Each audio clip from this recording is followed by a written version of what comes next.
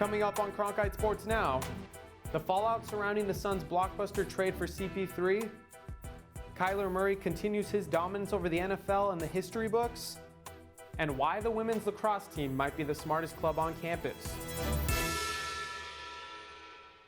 Hello and welcome to this Tuesday edition of Cronkite Sports Now. I'm Adam Noel. Thanks for joining us. The Phoenix Suns made headlines yesterday with their blockbuster trade for point guard Chris Paul. The veteran guard comes to Phoenix with 2 years remaining on his contract. The Suns welcomed the guard to the Valley with the tease of what's to come. Paul, along with Devin Booker, make for one of the top backcourts in the NBA next season. And it didn't come cheap for the Suns. In order to make the trade, they shipped out 4 players and a future first-round pick. The Suns posted farewell tributes to Kelly Oubre, Ricky Rubio, Ty Jerome, and Jalen Lecque. The 4 are now headed to play for the Oklahoma City Thunder next season. Each was thanked for his time with the team. Speaking of trading for stars, Cardinals quarterback Kyler Murray has made a huge leap from last season, much of which could be attributed to newly acquired wideout DeAndre Hopkins. With the strong start, Murray has firmly placed himself in the MVP conversation. And for Nuke, he put his 2 cents in on that matter. He's the first player in NFL history to record a passing and rushing touchdown 8 times in the first 9 games of the season.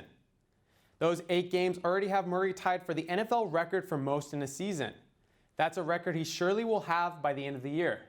And just how amazing was that catch Hopkins made to secure the comeback win for the Cardinals over the Buffalo Bills? And it sure got the attention it deserved. Players from all across the league posted their reactions on social media after seeing Hopkins' insane snag. The former Clemson receiver was showered with praise for what might be considered the catch of the year. Also tweeting out some love for Hopkins was basketball star LeBron James.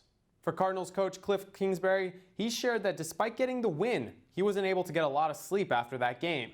That's the tough part about being a coach. You lose and you can't sleep, and you win and you can't sleep. So there's no rest for the weary in this profession. But it was just fun to be around those guys after for that time in the locker room. And then you get home and you get back on it and get ready for this short week. The Arizona State women's basketball team finally has its conference schedule for this season. The Pac-12 announced all the weekly matchups as it made necessary changes due to the COVID-19 pandemic. The schedule will transition to a 22-game double round-robin format. This was done in order to maintain control of scheduling due to the current circumstances. The teams will play conference games for 12 weeks, with the conference season concluding on the first week of March. The Pac-12 women's basketball tournament is scheduled for March 4th through the 7th in Las Vegas. And staying on the topic of college hoops, the NCAA men's tournament is in talks to be essentially bubbled for the 2021 championships.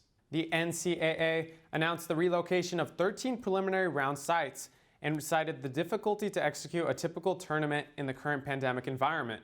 The organization is also coordinating with the state of Indiana to host the entirety of the tournament. The city of Indianapolis was already scheduled to host the men's Final Four for next year. Arizona State University has many features that attract athletes from all over the country. From athletics to academics, there's a place for every Sun Devil. One of the main attractions is Barrett the Honors College.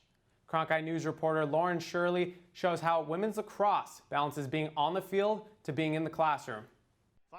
Shot and score. ASU's Barrett the Honors College holds undergraduate students to a higher academic standard, requiring more rigorous courses. Sun Devil teams are well represented with more than 50 athletes, and women's lacrosse has the most with 11 players in Barrett. So nice to be around people who are so driven, not only in the classroom, but on the field. And it's great just to be surrounded by people who are pushing you to be better in both aspects. It's nice because so many girls on the team are in Barrett that you have those kind of mentor relationships. Barrett requires a lot of extra time and effort, and then like on top of lacrosse, it sometimes has its challenges, but it's very beneficial on like the resume and like to get jobs, like to say, oh, I was in the honors college and also I played a sport is like pretty big.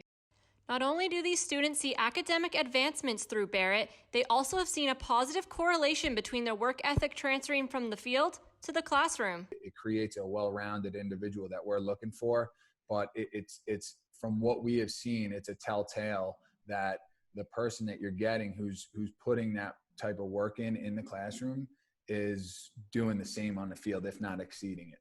prided myself in being a hard worker in the classroom and on the field. So they kind of go hand in hand. I can't really do one without the other because I need lacrosse to kind of put me on that schedule and then know, okay, you have this amount of time to get this much done and you have to be done by then. The Honors College helps separate ASU from other institutions. With its academic reputation on the rise, the program has become a major draw when recruiting. We say, hey, we're going to compete every day, which is one of our main core values of the program. It doesn't end when they leave the practice field. On the flip side, it doesn't end when they leave the classroom. They're going to compete there. They're going to come out and compete for us. They're going to compete for jobs in the future. And that's something that they're going to live by.